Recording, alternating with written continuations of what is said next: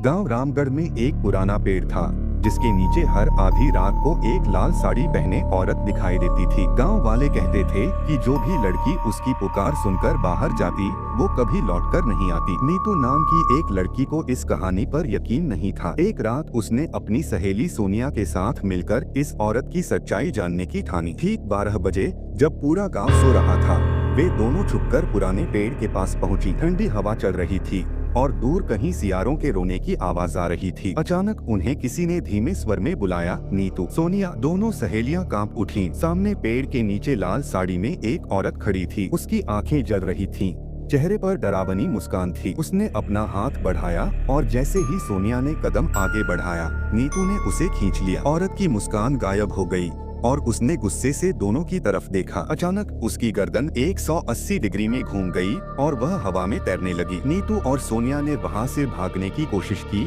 लेकिन उनके पैर जमीन में जम गए, जैसे किसी ने उन्हें जकड़ लिया हो। तभी औरत की भयावह चीख गूंजी, मुझे और लड़कियां चाहिए, तुम दोनों मेरी दुनिया में आओगी। अगली सुबह गांव वाले नीतू और सोनिया को ढूंढते रहे, लेकिन वे कभी वापस नहीं आई। उसी रात गांव में एक नई आवाज गूंजी, कोई है, मेरी मदद करो। और यह आवाज नीतू की थी, लेकिन उसकी आवाज अब लाल साड़ी वाली औरत के जैसी लग रही थी।